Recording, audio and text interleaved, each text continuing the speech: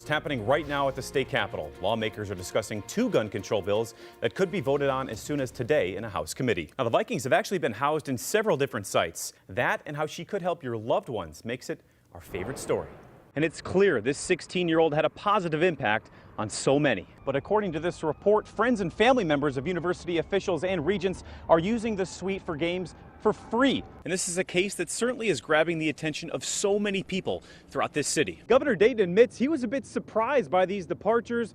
Well, Leah, there was a lot of excitement in that boardroom for PJ Fleck, some even calling it, quote, an elite hire. Meanwhile, preliminary data shows that this is the fourth traffic death involving a minor in Minnesota this year. Protesters were saying that this is a peaceful protest. They're not promoting any sort of violence at this point, and we didn't see any. Organizers say this is the biggest event in Eagan all throughout the year. I have my new friend Carson here. You ready to race? Yep. 1, 2, 3, go! Oh shoot, he's got a big lead.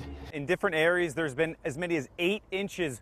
You can see this home right here. It doesn't appear to have much damage, but if you look just to my left, you can see the entire roof is tangled up in these trees. To Dr. Pepper. To Dr. Pepper. You've done a few of these so far. You're becoming really used to these. You're really good at them. But that hasn't stopped her from competing in pageants. I'm really good at them because it's my passion. But you think you passed? She told me I passed. All right, good for you. Yeah, that smoke, it's like a different kind of smoke. I mean, it's... Yep. It's plastics burning. The brighter the day, the brighter the light is on the back of the helmet. Henry says this technology allows the LED to adjust to different times, whether you're driving at night or during the day. Many people in the area say the bookends of this route are full of activity and things to do, but not so much in the middle of this stretch of 4th Street. As members of Crew 52 wait to figure out what their exact jobs will be, one thing's for sure is that they'll play a major role in making sure things run smoothly both here around the stadium and all across the Twin Cities. Trees are already showing signs of damage, and that's why the Department of Ag is putting in these traps to help determine just how bad this infestation really is. It's been about a year since these athletes found out they'd be representing the USA in the Special Olympics World Games. And for the past year, they've been training all across the country, but mainly right here in their own backyard, with Megan at Welch Village and Camilo here at Afton. This is my favorite snack. At 89 years old, Kay Levitt has a daily routine. Part of it is having her favorite snack. That's right. A mini Dr. Pepper and Cheeto Puffs. They have a great crunch. But she doesn't always have someone to share them with. Her husband passed away 4 years ago. When you're alone, you are alone. Now, in case of emergency, getting help isn't as easy. I have a medical alert that I wear, and I keep it by my bed at night, so that would alert the police, but that doesn't let them in. I've often thought of that. Most of the time it's for medical calls. That's why the Roseville Fire Department is introducing homeowners to this. It's called Knoxbox. It makes us a lot more efficient. The way it works is this mini safe is placed near the door. And we would just hook it over the door frame. The homeowner's key is locked inside, and only the fire department can open it with a universal key. Trying to get into their home during a case of an emergency, we don't have a key and they can't get to the door, it doesn't leave a lot of options other than us forcing entry. During emergencies, seconds are critical, and Greg Peterson says easy access inside a home is sometimes taken for granted. It leaves us in a critical situation where we have to make a quick decision. It could save your life. It really could. Living alone isn't easy for Kay Levitt, But I like it here. but she's intrigued with an idea that could give her added peace of mind so she can continue to enjoy the small things in life. To Dr. Pepper. To Dr. Pepper. In Roseville, Brett Hoffland, 5 Eyewitness News. Many students wore white today to mourn the loss of one of their own. Many counselors were on hand for anyone who needed them, and it's clear this 16-year-old had a positive impact on so many. Dust stirred up a typically quiet gravel road on Friday afternoon. Bless the hearts of the mothers and fathers. Young and old, I bought a fundraiser from him. friends and strangers paid tribute to 16-year-old Jamason Moffitt at the scene of the crash. We were just supposed to hang out with him right after school, and then no response. It was sad. It was real sad. Everybody was crying. Many students in white shirts took time outside of school to mourn and reflect on the loss. Life can be gone in an instant, bro. Those who knew the 16-year-old remembered the good times. A coach tells me Moffitt played lacrosse for Shakopee, and friends will never forget the way he would light up a room. I've never seen him without a smile on his face. Students are also praying for the other victims. 2 17-year-olds are in critical condition.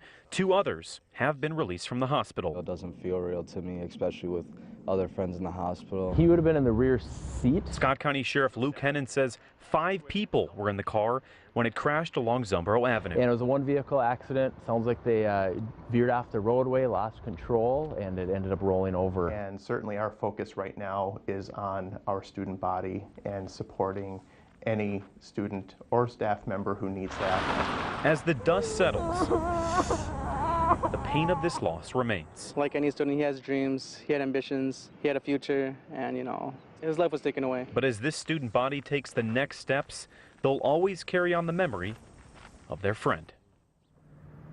Now, the Scott County Sheriff's Office is still investigating how this crash could have happened and whether or not that driver could face charges. If you'd like to help out the Moffett family, we posted a link on our website at kstp.com. Live in Shakopee, Brett Hoffland, 5 Eyewitness News. All right, are you ready? It's time to take the stage. The pressure's on. I'm just kidding. Hard work and preparation paying off. Great big smile. Don't forget to smile! But it's about more than finding a winner. What makes someone beautiful? Meet Michaela Holmgren.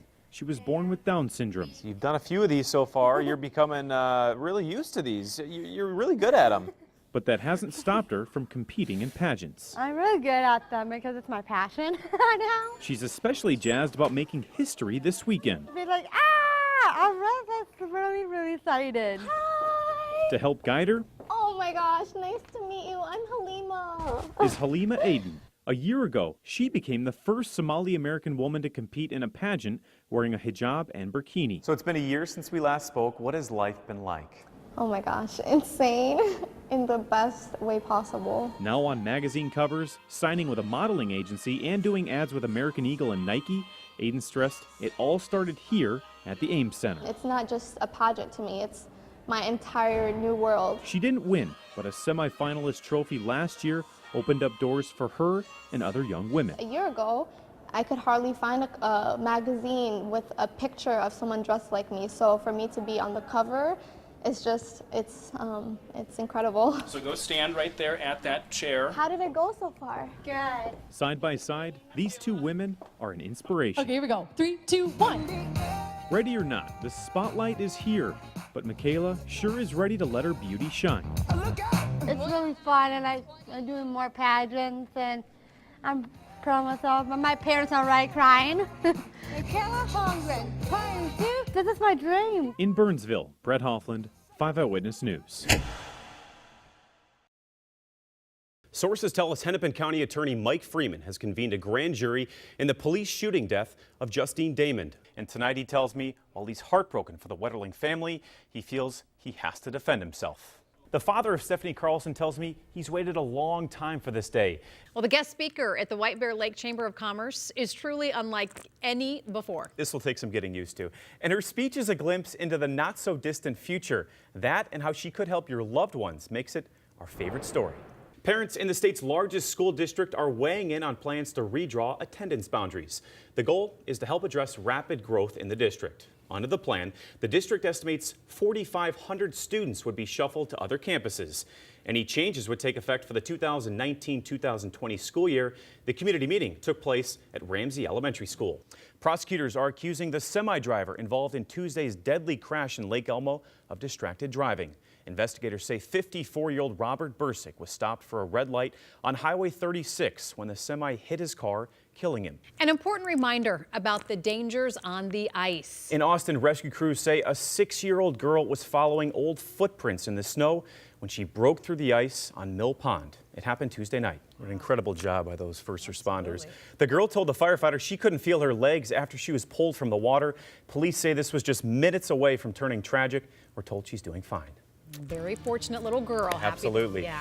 We're welcoming March today with plenty of sunshine. This is a live look from our Midway Sky Cam. The Viking staff are moving to their new headquarters in Eagan. They've called Winter Park home since 1981, and after 37 years, Friday will be the last day of business in Eden Prairie. 138,000 square feet of stuff is going into 1,500 moving cases, 200 wooden carts, and 20 moving trucks to go to the team's new headquarters in Eagan.